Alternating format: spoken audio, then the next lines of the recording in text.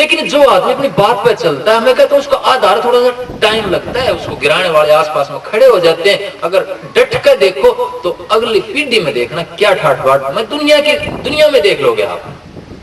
उस परमात्मा की प्राप्ति, उस सच्चाई की प्राप्ति तो होती है, लेकिन बार भी आने नहीं आती। उस खरी धार में अगर शामिल हो जाओ तो आप, उस दयाल की धार में अगर शामिल हो जाओ तो संसार के जितने भी कितना बरकत हुई कहीं भी किसी भी तरह की, चाहे साइंस की हो चाहे दुनियादारी की हो, चाहे कोई वैज्ञानिक बना हो, कोई नेता बना हो या कोई और बड़ा आदमी बना हो, तो मैंने आधार में देखा कि इसके आधार में क्या था, इसके पिछले जन्म में, इसके माँ बाप के जन्म में क्या था, कहां से उतर का है ये बीज।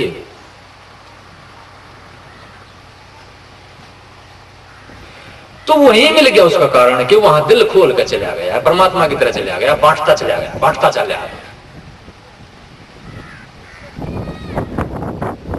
कोई देख लो, कोई प्रधानमंत्री बना हो, कोई चीफ मिनिस्टर बना हो, कोई भी बना हो, अगर आधार आपने उस परमात्मा की तरह चले। आप देखो शहनशाह बनना है तो शहनशाह की चाल काटनी पड़ेगी, भिखारी की चाल नहीं काट सकते आप।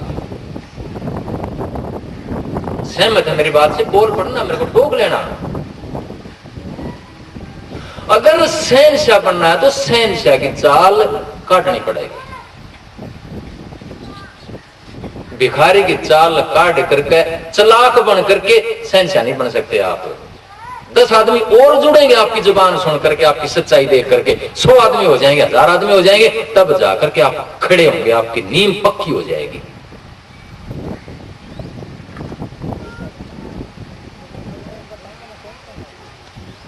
तो उस आधार, जब तक वो आधार नहीं बनेगा तब तक हम उस खरीदार में प्रवेश नहीं कर सकते। मैं तो कहता हूं परलोक क्या, आपका लोक भी नहीं बन सकता। लेकिन एक कमी है कि जब कोई परिवार 30-40 साल कोई आदमी सच्चाई का जीवन जी लेता है, बांटता चलता है, सही बात बोलता है, तो आगे जो औलाद आती है वो एक बढ़ के आती है, फिर उसका हर तरह की बरकत कुदरती आने लग जाती है। जब वो बरकत जो ही शुरू हो, फिर घमंड खड़ा हो जाता है आकर के, फिर वो अहंकार खड़ा हो जाता है, वो फिर उड़दंग मचाने लग जाती है। अगली ही प्रणाली, एक ही प्रणाली में जब बरकत आनी शुरू हुई तो एक ही प्रणाली में उड़दंग शुरू हो जाती है, क्योंकि ताकत वो बीज तकड़ा होकर के आया है। हर तरह की ताकत मिलती है। आप खेत में पानी देते हैं तो घास का बीज भी जमता है, उसमें साथ ही फसल का बीज जमता है। तो फसल तगड़ी होती है तो घास भी तगड़ा होता है साथ के साथ। तो हमारे अंदर भी वासनाओं के बीज पड़े हुए हैं, क्योंकि हम वासना में से निकल के आए हैं, काम में से निकल के आए हैं, 100% काम में से निकल के आए हैं।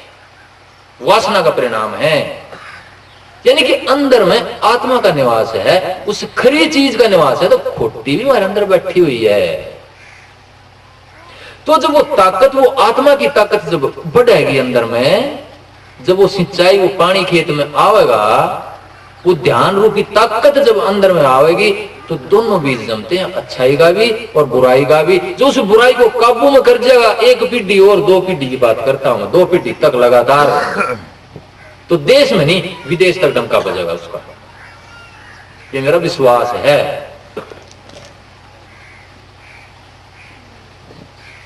ये मेरा विश्वास है कि अगर उस सच्चाई के रास्ते पे धीरे धीरे आदमी चलता रहे 2 पीढ़ी तक, तो तीसरी पीढ़ी में अपने आप एक रिजल्ट आ जाता है आपका। लेकिन कमी यह है कि लगभग दूसरी पीढ़ी में या आगे तीसरी पीढ़ी में गिरने लग जाती है चीज, क्योंकि कुदरत का भी एक चक्कर है, सर्कल है। जितना ऊंचा संकल्प हमने बना रखा है, उस संकल्प तक चीज उठेगी। मेरे सतगुरु के दादाजी कहते थे कि इस परिवार में एक संत आएगा, विचार था, संकल्प था। और कहीं भी शादी में जाते थे, रोटी नहीं खाते थे, कहते थे मेरे को तो 1 रुपया दे दो। क्या करते थे उस 1 रुपये का? ब्याणी के इलाके में पानी पीने का नहीं था, राजस्थान का एरिया साथ लग गए, वो कुएं खुदवाते थे उससे। पर एक अखंड विश्वास था कि इस परिवार में एक संत आएगा। ये और पहले हुए हैं, उनसे पहले आए थे, बल्कि ये जो इस तरह काम करते थे ना कुएं खुदवाने वाला, ये और पहले आए थे, दादाजी से भी पहले। बोले एक संत आ चुका है जो कुएं खुदवाता था और समाज का कल्याण करता था। बोले एक संत और आएगा इस परिवार में। तो सच्ची बात पर चलते थे, उनका ऐसा ही ख्याल था। अब आप कहोगे कैसा ख्याल था, आप कैसी बातें करने लग गए। वो खेत में गए, वहां पशु बढ़ रहा था, निकालते नहीं थे। गाय को, भैंस को, काटड़ू बछड़ू चुंगन लाग ज्यादा हटाते नहीं थे। कहते तो क्यों नहीं हटा रहा, तो बोले अपनी माँ का पीड़ा हुआ। वो ख्याल खुल जाता है। देखो, मैं ये नहीं कहता कि आप जानवरों को ना हटाओ, हटाओ। देखो, कीड़ा बीमारी आती है तो उसकी भी दवाई डालनी पड़ती है आपको। लेकिन वो जो अनाज जब हमारे पास आ जाता है, अगर मण अनाज आता है तो 1 किलो उसमें तो काट करके, जो हमने हमारे से पाप हुए, कीड़े बीमारियां मारे हमने, उससे उद्धार करने के लिए मन में थे शेर तो हम जरूर भी उसे चिड़िया ने, जानवरों ने खिला सकते हैं।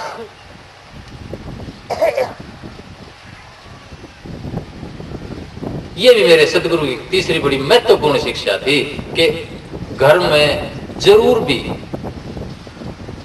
1 मुट्ठी 2 मुट्ठी अनाज पक्षियों को डालना चाहिए। क्यों कि हम जो दान पुण्य करते हैं, कपड़े देते हैं, रोटी खुआते हैं, मिठाई बांटते हैं, वो हो सकता है जरूरत ना हो उस आदमी को, भूखा ना हो, रोटी खिला दी हमने, पंडित को दे दिया, उसको जरूरत नहीं होती। लेकिन पक्षी पशु जोड़ते नहीं, को खजाना नहीं बनाते, वो खाते हैं, जितनी जरूरत होती है खाते हैं, तो असली दान माना जाता है, वो कुदरत में जाता है जो आपका। बाकी दान पता नहीं, पाप भी कमा लिया वो हमने। लेकिन सच्चा दान वो होता है जहां जरूरतमंद, एक भूखा है, किसी भी जात का, कोई जरूर नहीं ब्राह्मण हो, किसी भी जात का भूखा आपको शीश वो देगा, खाद सा लगेगा उसको, जो पानी पिएगा आपका या आपका भोजन लेगा, तो वो गिले उसमें जीवन आ जाएगा। और जीवन आता है तो परमात्मा को जिंदा करते हैं आप, परमात्मा जिंदा करते हैं, कुदरती उसका शीश लगता है आपको। और छिके हुए को मंदिर और मस्जिद में जहां पहले आए लाखों करोड़ों अरबों रुपए जमा होते हैं, वहां जाकर के चढ़ाओगे, के पता पाप ही कमा रहे हो। हम ऐसे गुरु के ऊपर जाकर के सेवा चढ़ाते जो पहले कारों में चल रहा है, एयर कंडीशन में, हवाई जहाजों में चलता है, कि पता पाप कमा रहे हो हम। कहते हो कि मैं तो 10 दे रहा हूं, वो 10 आपके लिए मैं कहता हूं खतरनाक हो सकता है, अगर आगे उस चीज का प्रयोग गलत हो रहा है तो। और परमात्मा की तरह हवाई जहाज में बैठे हैं, परमात्मा की तरह महलों में बैठे हैं, मैं कहता हूं नहीं है वहां परमात्मा। अगर आपके घर की ईंटों में परमात्मा नहीं है तो आश्रम की ईंटों में भी परमात्मा नहीं है, क्योंकि परमात्मा तो सब जगह रहता है, सर्वव्यापक है परमात्मा तो।